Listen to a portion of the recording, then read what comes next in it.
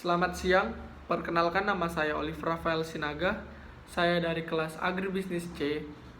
Di sini saya akan menjelaskan pengaruh Pancasila terhadap Undang-Undang Dasar 1945 dalam kehidupan masyarakat sehari-hari.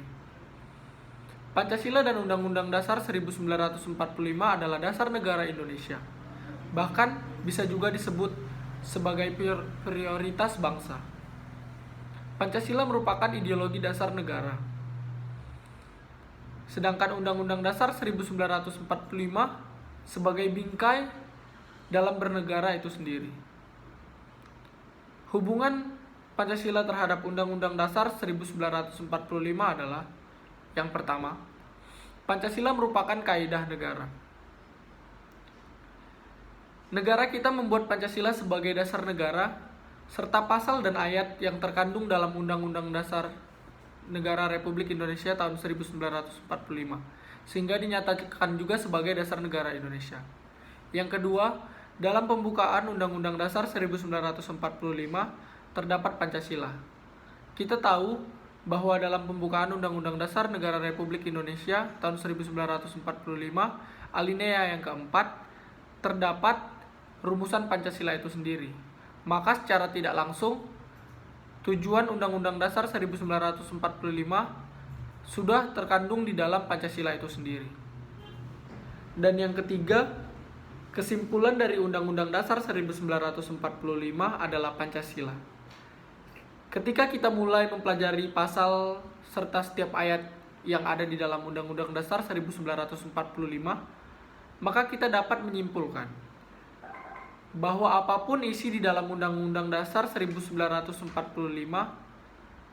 tetap saja kembali kepada Pancasila sebagai dasar dari negara kita itu sendiri. Contohnya di dalam Pancasila, sila yang pertama yaitu ketuhanan yang Maha Esa. Di dalam kehidupan sekarang, setiap masyarakat Indonesia dijamin kebebasan dalam menjalani kepercayaannya masing-masing. Masyarakat kini dapat menjalani kepercayaannya dengan tenang tanpa gangguan karena adanya toleransi. Dan itu juga terkandung di dalam Undang-Undang Dasar 1945. Tidak hanya itu, dalam sila kedua yang berisi kemanusiaan yang adil dan beradab. Di sila ini semua warga negara Indonesia memiliki hak yang setara dalam pemenuhan kesejahteraan.